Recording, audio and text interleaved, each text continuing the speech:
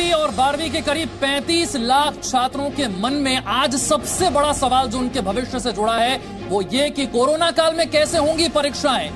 जब सिलेबस नहीं पूरा हुआ, जब स्कूल बंद थे, ऑनलाइन क्लासेस हो रही थी, ऐसे में तैयारियां क्या की गई हैं, सरकार की तैयारियां क्या हैं, छात्रों को क्या ध्यान रखना है।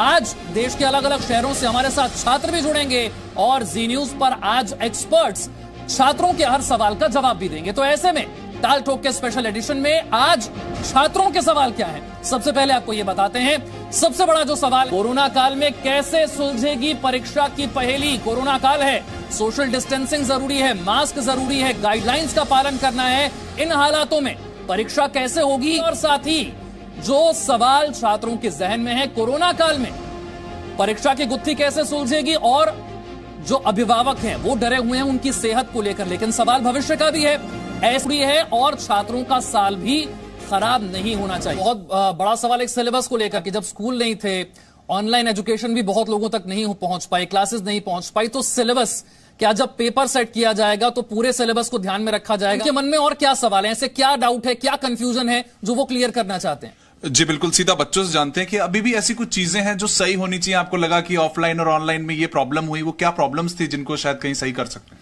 सर जैसे ऑफलाइन मतलब ऑनलाइन क्लास होती थी और बहुत लोगों के पास फोन वगैरह नहीं होता, तो इस वजह से ना हम ऑनलाइन क्लास नहीं ले पाते थे, क्योंकि घर में ज्यादातर बड़ों के पास फोन होता था, पापा के पास। अब पापा इतना मतलब इनके पास इतना टाइम नहीं था कि हमें फोन दे सके, तो इस वजह से भी हमारे ना पढ़ाई का ना बहुत ज्यादा नुकसान हुआ। छात्र ऐसे हैं जिन तक ऑनलाइन क्लासेस पहुंच नहीं पाई, ये तो एक अलग ही समस्या है, और जिन तक ऑनलाइन क्लासेस पहुंची उन्हें कई सारी बातें ऑनलाइन क्लासेस के जरिए समझ नहीं आई। देखिए ये बिल्कुल सही है, बच्चों ने जो बात कही है, ऑनलाइन बहुतों के पास गैजेट्स नहीं है और जहाँ हैं भी वहाँ भी बड़ी समस्याएं हैं। छात्रों से कहना चाहूंगा कि बोर्ड एग्जाम के जो क्वेश्चन पेपर होते हैं हमेशा से ही मॉडरेट क्वेश्चन पेपर होते हैं और बहुत सारा काम उनके पीछे होता है।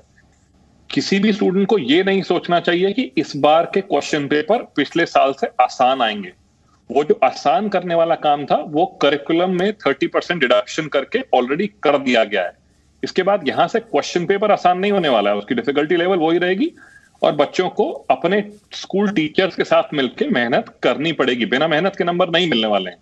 तो किसी भी बच्चे को अगर ऐसा लग रहा है कि इस बार तो बड़ा आसान होगा बोर्ड में पास होना, तो ऐसा नहीं है।